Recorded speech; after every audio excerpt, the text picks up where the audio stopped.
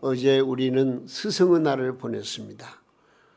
우리가 이 교회 원력을 보면은요, 스승 주일은 없어요. 그냥 어버이 주일, 어린 주일이 있어도, 그러나 우리가 또 스승을 생각하고 제자를 생각하면은 이 제자들은요, 스승이 가르쳐 준 대로 실천에 옮길 수만 있다면 이 세상은 좀 더 나아질 것이고 밝아질 것이고 좀 더 나은 희망의 세계가 펼쳐질 거 아니냐는 생각을 가져봅니다. 오늘 저는 주시는 말씀을 중심으로 해가지고 이 배우는 데에 좀 충실해야 되겠다. 내가 배우는 대로 실천에 옮긴다면 그 이상 더 바랄 게 뭐 있겠어요. 오늘 저는 간단하게 배움과 실천 이런 말씀의 요제를 정했습니다마는 오늘 또 주시는 말씀을 통해서 우리 모두 내가 실천해야 될 말씀으로 믿고 그 말씀을 잘 받아서 내가 최소한 하나님이 주시는 말씀대로 순종하며 살겠습니다. 그런 믿음의 고백과 더불어서 우리의 삶이 형통해지기를 바라고요. 하나님의 은혜와 사랑이 충만히 넘치는 축복의 인생을 걸어가는 우리 동명 식구들 다 될 수 있기를 예수님의 이름으로 축원해 드립니다. 부천 어느 부잣집 아들인 대학생이 부모를 살해해서 시체를 유기했다는 한 페르나의 이야기와 청소부인 아버지에게 자신의 신장을 떼어준 효자의 이야기는 우리에게 많은 것을 생각하게 하는 사건이 아닐 수가 없습니다. 부모에게 호강하면서 대학을 다니는 아들은 부모님에게 더 많은 것을 요구하였고, 가난한 집 아들은 아버지가 청소부로 자기를 위해서 희생하고 있는 줄을 생각하고 늘 감사한 마음을 잊지 않고 살아갔던 것입니다. 이는 사람에게 있어서 어떤 물질적인 풍요로움보다는 중요한 것이 뭐냐? 바른 가르침과 지도, 인도, 이것이 우리에게 얼마나 필요한가? 부모가 자녀를 대할지라도 내가 많이 열심히 벌어가지고 내 유산, 내 재산을 유산을 남겨주겠다, 그런 생각보다 순간순간 모범된 삶을 살아서 내 사랑하는 자녀들에게 바른 가르침과 모범된 생활의 모습을 보여주고, 그렇게 해서 내 자녀가 진리 안에서 바르게 살아간다는 것이 얼마나 중요한가를 우리는 깊이 생각을 해야 되겠습니다. 오늘 주시는 말씀을 통해서 우리 모두 나는 하나님으로부터 말씀을 받는 제자의 입장, 또 우리 모두는 어떤 면에서는 내 가정에서 스승의 입장에서 바르게 가르치고 또 바르게 실천에 옮길 수 있는 그런 놀라운 축복의 역사가 우리 가운데 함께 어우러져야 되는 것입니다. 오늘 주시는 말씀 통해서 우리 모두 하나님이 주시는 말씀, 진리의 말씀, 생명의 말씀, 이 귀한 말씀을 내 마음속에 받아들여서 내 자신 스스로가 그 말씀대로 실천에 옮기는, 이 배움과 실천이 함께 어우러지는 그런 축복이 임하기를 바라는 것입니다. 자, 오늘 말씀을 보면은요, 에베소 교회는 바울 사도께서 세웠고 가장 오랫동안 머물면서 그리스도의 복음을 가르쳤던 교회입니다.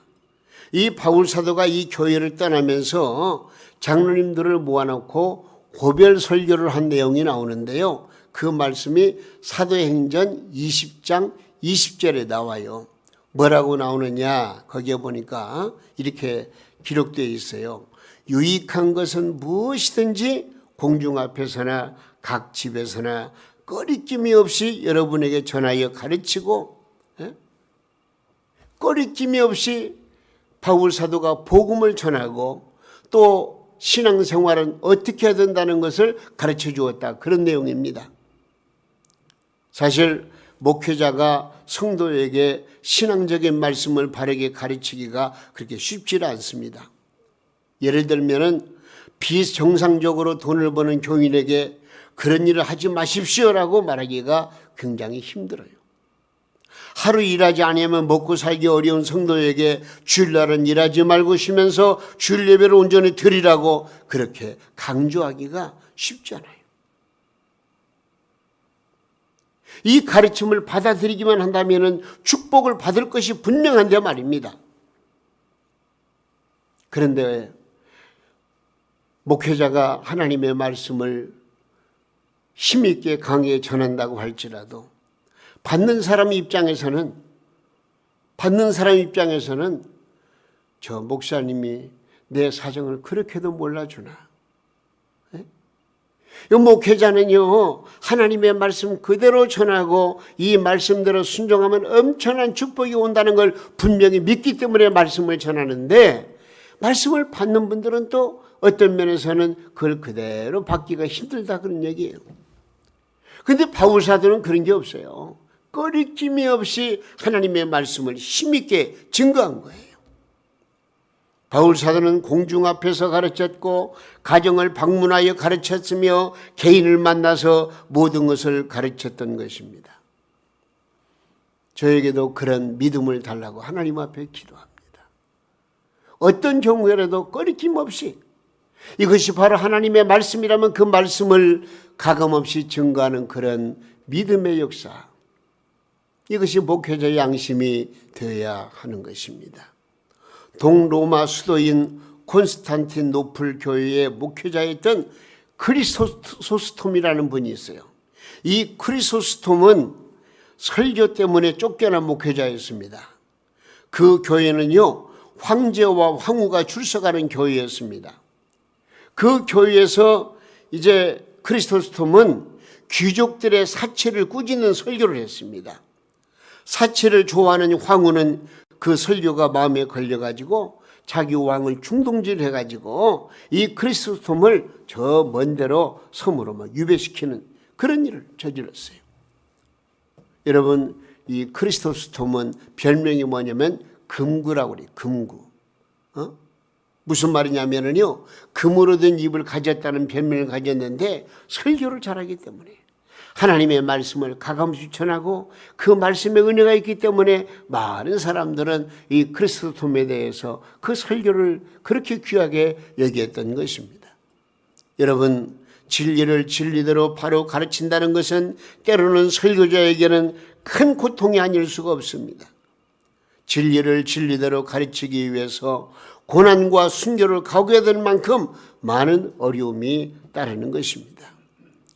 그러므로 바울 사도께서 에베소 교회에 유익한 것을 가르치기란 쉬운 일이 아니었습니다.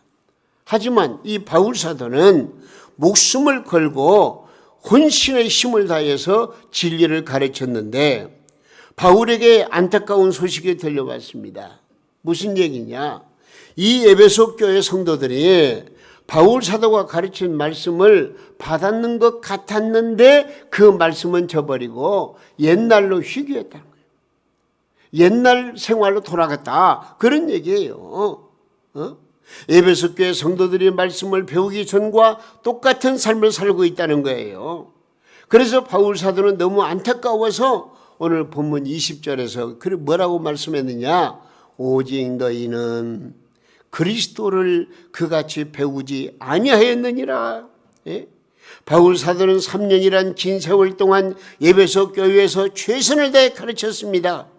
그런데 그 가르침들이 그들의 삶에 적용되지 않고 오히려 그 하나님의 말씀의 생활은 그저 잠재워버리고 옛날 예수 믿기 전의 생활 그대로 답습하는 그런 안타까운 소식을 이 바울 사도가 들었습니다. 그러면 이 에베소 교회의 성도들이 옛날은 어떻게 살았던가 하는 말씀을 말씀하고 있는데, 자, 예수 믿기 전 그들의 상태는 어땠냐? 오늘 본문 18절에서 19절 말씀은 그렇게 되어 있어요. 그들의 총명이 어두워지고 그들 가운데 있는 무지함과 그들의 마음이 굳어짐으로 말미암아 하나님의 생명에서 떠나 있도다. 그들이 감각 없는 자가 되어 자신을 방임하여 모든 더러운 것을 욕심으로 행하되, 그렇게 신앙생활은 무엇을 배우는 것보다 배운 대로 사는 것이 중요합니다. 교회에서는 정직하고 진실하게 살아야 한다는 가르침을 받습니다. 그런데 신자들이 부정한 방법으로 세금을 포탈하는 것을 봅니다. 그러면서도 양심의 가책을 받지 않고 자기 변명에 급급합니다. 원수를 사랑하라고 하는 말씀을 배웠으나 교인들끼리도 서로 미워합니다. 내가 누구 때문에 교회 다니지 않겠다는 그런 말을 서슴없이 들어봅니다. 교인들끼리 싸움을 말리느라고 또 이제 심지어는 전투 경찰까지 막 동원시켜가지고 그래서 교회에 대혼란을 일으키는 그런 교회도 없지 않아 있습니다. 여러분, 왜 우리가 진리를 배우면서도 진리대로 살지 못하는 것입니까? 다른 게 없어요. 오늘 본문 22절 말씀 한번 읽어보세요. 너희는 시작. 너희는 유혹의 욕심을 따라 썩어져가는 구습을 따르는 옛사람을 벗어버리고, 우리가 진리대로 살지 못하는 이유는 뭐 때문이라고요? 유혹의 욕심 때문이라고요. 유혹의 욕심. 이 욕심이라는 것이 내 마음에 가득 채워지게 되면은요, 그 욕심으로 말미암아 모든 일이 헝클어지고요. 그래서 자기밖에 모르는 그런 이기적인 생각을 가지게 되는 거 아니겠습니까? 그래서 야고보서 5장 15절에 뭐라고 말씀했는가요? 욕심이 잉태한 적 죄를 낳고 뭐요? 죄가 장성한 적 사망을 낳느니라. 말씀을 받으나 실천이 없으면 성령의 인도를 받지 못하는 것입니다. 하나님의 말씀, 그 말씀 속에 숭고한 하나님의 뜻이 숨겨져 있고 그 뜻을 따라 순종하는 그 마음 속에는 가장 먼저 내 이기적인 욕심이 사라져버려야 되는 것입니다. 매년 7월이 되면은 신앙 성숙을 위해서 어린이부, 중고등부, 성경학교를 준비합니다. 이는 청소년들의 신앙 성숙을 위한 훈련입니다. 우리의 믿음이 더 자라고 성숙된 삶을 위한 훈련 행사입니다. 그래서 이 성경학교를 통해서 어린이들의 신앙을 아름답게 성장시키고 청소년들에게 거룩한 꿈을 키워주는 참된 영성훈련, 이건 꼭 필요한 것입니다. 그러나 작년도부터 코로나19로 인해 가지고 성경학교를 위한 강습회를 열지 못하고 있고 또 교회마다 보면은 너무나 안타까운 현실입니다. 왜? 집합 모임 금지가 정해져 있기 때문에. 그래서 많이 모이지도 못하고 정말로 이 성경학교가 제대로 이루어지지 못하는 안타까움 속에 전국교회가 어려움을 겪고 있습니다. 그러나 우리는 오늘 본문 말씀을 통해서 나 자신의 영적인 삶의 모습을 뒤돌아보고 적어도 이것만은 내가 지켜야지. 내가 그리스도인으로서 성도로서 이것만은 내가 내 마음속에 간직하고 이 말씀대로 순종해야지. 그런 마음을 가지고 오늘 이 말씀을 우리들이 경청했으면 좋겠습니다. 먼저 여기 말씀 보니까요, 거짓을 버리고 이웃과 더불어서 진실한 삶을 살아야 한다고 말씀하고 있습니다. 우리 25절 한번 읽어보도록 하겠습니다. 그런즉 시작. 그런즉 거짓을 버리고 각각 그 이웃과 더불어 참된 것을 말하라. 거짓을 버리고 참된 것을 말하라. 제가 어떤 책을 통해서 성공을 가로막는 10가지 거짓과 핑계가 있다는 그 글을 읽어봤습니다. 그 내용을 보니까요, 또 한 번씩 우리가 들어두면 좋을 것 같아요. 첫째는 하고 싶지만 시간이 없어. 이것도 하나의 핑계입니다. 또 한 가지는 인맥이 있어야 뭘 하지. 이것도 핑계입니다. 이 나이에 내가 뭘 할 수 있겠어. 이것도 핑계입니다. 왜 나에게는 걱정거리만 생기지? 이것도 어떤 면에서는 핑계에 불과한 것입니다. 그리고 이런 것도 못하니 난 실패자야. 이것도 핑계입니다. 사실 난 용기가 없어. 사람들은 나를 화나게 해. 오랜 습관이라 버리기 어려워. 난 원래 이렇게 생겨 먹었어. 상황이 협조를 나에게 유익을 안 줘? 뭐 이런 모든 것들은요, 어떤 면에서 우리가 일하는 데 있어서 조금도 유익이 없는, 내 자신이 그런 독백을 한다면 이건 핑계거리에 불과하다, 그런 얘기입니다. 우리는 이런 핑계와 거짓말을 해왔음을 하나님 앞에 회개해야 됩니다. 하나님께서는 우리에게 이런 부정적인 생각보다도 우리에게 참된 희망과 소망을 안겨주는 말씀들을 얼마든지 우리에게 전해주고 있습니다. 우리는 하나님의 말씀을 붙들어야 됩니다. 하나님의 말씀 속에서 하나님의 은혜를 깨닫고 하나님이 나에게 어떤 희망적인 메시지를 주시는가를 우리는 말씀을 통해서 늘 기억해야 됩니다. 예를 들면 이사야 41장 10절 말씀에 뭐라고 말한 줄 아십니까? 우리 한번 좀 믿음으로 읽어보세요. 두려워 말라. 시작. 두려워 말라. 내가 너와 함께함이라. 놀라지 말라. 나는 내 하나님이 됨이라. 내가 너를 굳세게 하리라. 참으로 너를 도와주리라. 참으로 나의 의로운 손으로 너를 붙들리라. 할렐루야. 빌립보 4장 6절에서 7절 말씀도 한 번 더 읽어보도록 하겠습니다. 빌립보 4장 6절 7절 아무것도 시작. 아무것도 염려하지 말고 다만 모든 일에 기도와 간구로 너희 구할 것을 감사하며 하나님께 아뢰라. 그리하면 뭐요? 모든 지각에 뛰어난 하나님의 평강이 그리스도 예수 안에서 너희 마음과 생각을 어찌 지켜주신다고 말씀하고 있는 거예요. 염려하지 말고 감사함으로 하나님 앞에 구하면 하나님께서 응답해 주신다는 말씀 아니겠습니까?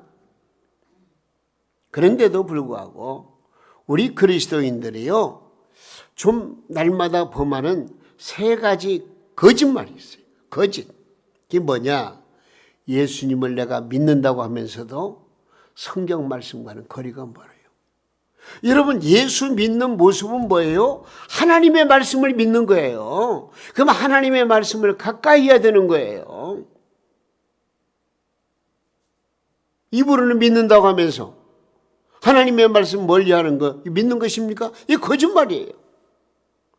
그리고 또 하나님을 사랑합니다, 내 이웃을 사랑합니다 하면서도 내 이웃에게 전도하지 못하는 것도 이것도 거짓말이에요. 그렇게 하면서도 뭐라고 말하냐? 나는 예수님을 믿습니다. 나는 예수님을 사랑합니다. 이렇게 얘기를 합니다. 이거 어떤 면에서는요, 믿는 사람으로서 거짓 행동이에요. 어떤 사람이 어려운 일을 당하면은 뭐라고 말합니까? 내가 직접 그 어려움을 내가 도와줄 수는 없으니까 흔히 하는 말이 있잖아요. 우리가 기도하세요. 제가 기도해 드릴게요. 그래 놓고 기도하지 않아요. 이것도 어떤 면에서는 거짓말이에요. 우리가 잘못하면은요, 하나님의 말씀을 내가 마음속에 받아들이고 그 말씀대로 순종하면서 말씀 붙들고 기도해야 되는데, 이런 삶의 모습이 흥크러지고 이 말씀대로 순종하지 못하는 것은요, 지금 현재 우리가 믿는다고 하면서도 거짓 믿음을 가지고 있는 거나 똑같은 거예요. 우리는 이런 문제에 대해서 심각히 받아들여야 돼요. 하나님의 말씀을 받았으면 그 말씀대로 순종하고 그 말씀을 실천해가는 것이 얼마나 중요한가 하는 것입니다. 어느 날 크리스찬 세 사람이 가장 좋은 기도 자세를 놓고 토론을 벌였대요. 한 사람은 뭐라고 말하냐면은 기도할 때는 무릎을 꿇고 기도해야 된다. 좋은 말이죠. 저도 무릎을 꿇고 기도해야 된다는 말을 너무나 강조하는 것 같아가지고 죄송스러워요. 왜? 저도 무릎 꿇고 기도하고 하려고 노력하니까요. 물론 예수님도 무릎 꿇으셨고 또 모든 사도들이 무릎 꿇으셨고 다 무릎 꿇었어요. 무릎 꿇는 건 좋은데 무릎 꿇어야 된다. 또 어떤 사람은 다른 사람 뭐라고 하냐면 납작 엎드려가지고 하나님 앞에 기도해야 된다. 그러니까 또 한 사람은 아니야, 하나님 앞에 항복한다는 의미에서 두 손을 들고 기도해야 돼. 이렇게 무릎 꿇고 엎드려서 두 손 들고 기도한다고 자기들 그 나름대로 막 강조를 하는 거예요. 그러자 이 말을 듣고 있던 이제 그 전화 수리공이 있잖아요. 전화 수리공이 뭐라고 말하자면은 나는 다르다. 25m 올라가서 전화 수리공이 하는 말이 일을 하다가 미끄대 가지고 지금 그 전봇대에 대롱대롱 매달렸을 때에 자칫 잘못하면 떨어져 죽는데 그때 하나님 앞에 하나님 나 좀 살려주세요. 나 좀 붙잡아 주세요 하는 그 간절한 기도. 내가 전봇대에 매달려 가지고 기도할 때가 가장 진지한 기도였다. 그런 말을 했더라는 이야기가 있어요. 여러분 내가 어떤 모습으로 기도하는가 그것도 중요하겠죠. 내 형편 환경 따라서 기도해야 돼요. 그러나 무슨 말이냐면 진실된 마음, 내 중심이 살아있는 그런 하나님을 전폭적으로 믿는 그 믿음의 기도가 우리에게는 필요하다는 것입니다. 우리는 진실한 모습으로 내 이웃에게 감동을 줄 수가 있습니다. 그래서 우리는 모든 거짓을 버리고 진실한 마음으로 모든 사람들에게 그리스도의 은혜를 나타낼 수 있는 그런 삶이 필요하다는 것입니다. 많은 사람은 그리스도인들을 진실한 사람으로 대하지 않습니다. 이런 현상은 성도들이 삶에 진실하지 못하기 때문에 그렇습니다. 그래서 오늘 말씀도 보니까 거짓을 버리고 참된 것을 말하는 성도가 되라고 말씀하고 있는 것입니다. 잠언서 12장 19절에 이런 말씀이 있습니다. 진실한 입술은 뭐요? 영원히 보존되거니와 거짓하는 뭐요? 거짓하는 혀는 거짓 혀는 잠시 동안만 있을 뿐이라 그랬어요. 요한일서 3장 18절 말씀에 자녀들아 우리가 말과 혀로만 사랑하지 말고 행함과 진실함으로 하자 그래요. 우리는 거짓을 멀리하고 좀 진실한 삶을 살아가도록 우리는 힘써야 되겠습니다. 나의 정직한 삶은 많은 불신자에게 전도가 되어서 열매를 맺게 될 것입니다. 우리는 거짓을 버리고 진실함으로 살아가라는 것이 오늘 말씀에 우리에게 가르침이 되는 것입니다. 또 한 가지는 뭐라고 말씀하시느냐? 나의 마음에서 일어나는 분노를 다스릴 수 있어야 한다고. 분노를 다스리자는 거예요. 오늘 본문 26절 말씀 우리 한번 읽어보겠습니다. 시작. 분을 내어도 죄를 짓지 말며 해가 지도록 분을 품지 말고. 성경 말씀 보면은요, 예수님은 당신이 손해보고 당신이 피해본 것 때문에 화를 내신 적은 전혀 없으십니다. 언제 화를 내셨느냐? 만민이 기도해야 하는 성전에서 장사를 하고 하나님의 거룩하심을 더럽히는 사람들을 보고는 예수님께서 막 대단히 화를 내셨어요. 그런데 우리는 어떻습니까? 대부분 나의 자존심을 상하게 하니까 화를 내고 나의 물질적인 손해를 입히니까 화를 내며 내 기분이 나빠가지고 화를 낸 적이 너무나 많습니다. 내가 좀 손해보고 내가 좀 어려움을 겪어도 좀 내 자신을 진정시키고 우리 주님의 사랑으로 내 마음을 다스려서 오히려 나보다 더 어려움을 경험하는 사람들에게 유익을 주고 내 자신이 분을 내지 말아야 되는데 우리는 분노를 다스릴 수 있어야 되겠다는 것입니다. 아주 온순하고 점잖게 보이는 장로님이 계셨어요. 그 장로님께서는요, 목사님을 만날 때마다 고개를 푹 숙이고 겸손하게 인사를 드리고 또 성도들 앞에서도 자세를 뻣뻣하게 하지 않고 큰 고개를 숙이면서 진짜 겸손의 모습을 보였습니다. 말 한마디 한마디가 은혜가 넘쳤습니다. 근데 그분께서 운전을 하게 되었는데요. 한참 운전을 잘하고 있는데 갑자기 막 급정거를 하게 된 거예요. 그게 보니까 그 앞에 중학교 한 3학년쯤 되는 여자아이가 자전거를 타고 가다가 삐끗해가지고 차한테 막 달래던 거예요. 그래서 자동차 장로님이 운전하다가 급정거를 해가지고 그러고 나서 저 같으면 아이고 저 아이가 얼마나 놀랐을까. 저는 그렇게 운전 항상 합니다. 제 앞에 끼어들어서 사고라기보다는 접촉 사고를 냈다고 할지라도 저는 뛰어 내려가서 저리기 바랍니다. 놀라셨죠? 그러니까 그 사람이 덕영 이게 무슨 말인가? 자기가 분명히 잘못했는데 전 그랬으면 좋겠는데 이 장로님이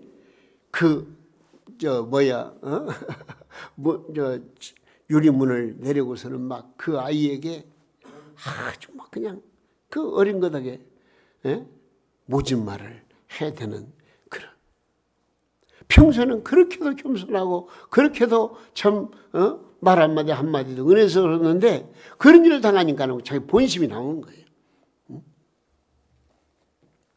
여러분, 좀 상대를 이해하고 참으면 될 일인데 말입니다. 그러므로 바울 사도는 이러한 인간의 나약함을 인정하고 분을 내어도 해가 지도록 품지 말라고 분을 다스리는 법을 가르쳐 주신 것입니다. 그런데 이 말씀을 배우는 교회에서 교인들끼리 싸워서 분을 품으면 세상 사람들이 싸운 후에 품는 것보다 더 오래 가는 것 같습니다. 예수님께서 천국의 주인이 어린아이들이라고 하신 이유가 뭔 줄 아십니까? 아이들은 분을 품어도 오래 가지 않습니다. 화가 나가지고 이제 너하고는 절대 안 논다 해놓고서 금방 뒤돌아서 가지고 그 아이와 다시 재밌게 노는 그런 모습을 볼 수 있지 않습니까?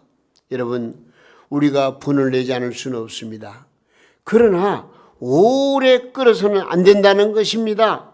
그래서 하루가 지나기 전에 화해하고 잊어버리라 그렇게 말씀하고 있습니다.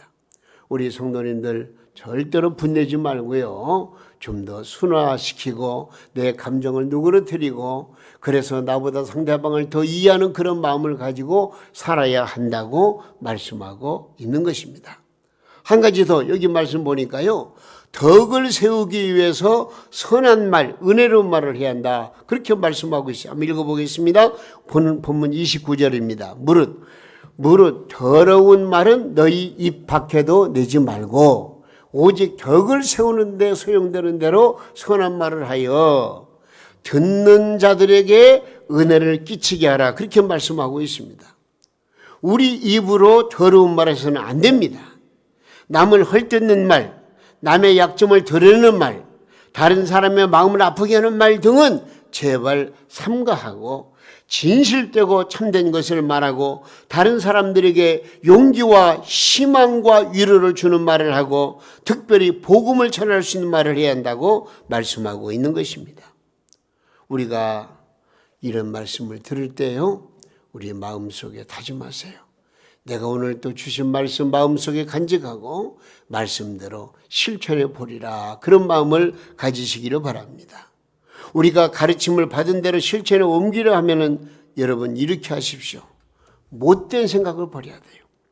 31절 말씀 뭐라고 그랬죠? 본문 31절. 자, 너희는 모든 악독과 노함과 분냄과 떠드는 것과 비방하는 것을 모든 악의와 함께 버리고 그래요. 우리가 하나님 앞에서 우선적으로 구할 것은 악한 생각을 버리고 예수님 정신으로 무장시켜 달라고 해야 한다 그 말입니다. 예수님 생각으로 살면 성령님께서 우리의 마음을 주관하시고 인도하셔서 진정으로 바른 믿음의 삶을 살아갈 수 있도록 이끌어 주시는 것입니다. 그리고 오늘 말씀 보니까 서로 불쌍히 여겨야 된다 그렇게 말씀하고 있어요. 불쌍히 여겨야 한다는 거예요. 32절 읽습니다. 서로 친절하게 하면 불쌍히 여기며 서로 용서하기를 하나님이 그리스도 안에서 너희를 용서하심과 같이 하라 그렇게 말. 겉으로 보기에 대단한 것 같고 부족한 것이 없는 것 같이 보이는 사람들도요 사실은 불쌍한 사람입니다. 아무리 큰 소리를 쳐도요 언젠가는 다 두고 떠나야 할 비참한 운명이 그를 기다리고 있기 때문에 그렇습니다. 우리는 항상 모든 사람들과 더불어 살면서 서로를 불쌍히 여기는 마음을 가져야 돼요. 그래서 저 영혼이 병들어 갔을 때 그 영혼을 구원하는 길이 무엇인가? 그 영혼을 살리는 길이 무엇인가를 생각하고 위해서 기도하고 서로 위로하고 서로 격려하는 그런 믿음을 가져야 되는 거예요. 우리는 하나님의 말씀 앞에서 늘 순종하는 마음을 가져야 되는 것입니다. 우리 주님께서는 뭐라고 말씀하신 줄 알아요? 마태복음 11장 29절 말씀에 이렇게 말씀하고 있어요. 나는 마음이 온유하고 겸손하니 나의 멍에를 메고 내게 배우라. 그리하면 너의 마음에 쉼을 얻을 것이라. 이는 내 멍에는 쉽고 내 짐은 가벼움이라 하시니라. 여러분, 교회 생활 3년 동안 배운 것만 다 지켜도요 그 사람은 성자가 될 것이라고 저는 생각을 합니다. 내가 하나님의 말씀 배운 대로만 실천을 옮겨도 그 사람은 3년 동안 배운 것만 내가 실천을 옮기다 할지라도 성자가 될 수 있는 그런 자질이 생기는 거예요. 여러분, 우리는 시간과 물질, 봉사와 전도, 찬양과 기도, 이웃사랑 이런 것들을 통해서 우리 주님께 우리의 자신을 내어드릴 수가 있는 것입니다. 우리는 어려울 때일수록 게으르거나 나태하지 말고 더욱 강한 말씀으로 훈련을 받아서 주님이 원하시는 삶을 통해서 하나님의 뜻을 이루어가는 고귀한 성도의 삶을 사시기를 주님의 이름으로 축원해 드립니다. 우리는 하나님의 자녀로서 오늘 말씀을 정리해 보겠습니다. 거짓을 버리고 진실하게 살아야 되겠습니다. 예수님 심정으로 분노를 다스리면서 미소 짓는 모습을 보여야 되겠습니다. 그리고 은혜로운 말솜씨로 모든 사람들에게 예수 향기를 나타내는 그런 삶을 살아갈 때에 하나님께서 나를 통해서 영광을 받으시고 또 나라고는 존재를 통해서 이 땅에 필요한 존재로 하나님이 사용하시고 이끌으신다는 것을 꼭 기억하시기를 바랍니다. 우리 사랑하는 성도님들은 하나님의 사랑을 받고 있습니다. 하나님의 은혜 속에 지금 강건한 삶을 살고 있습니다.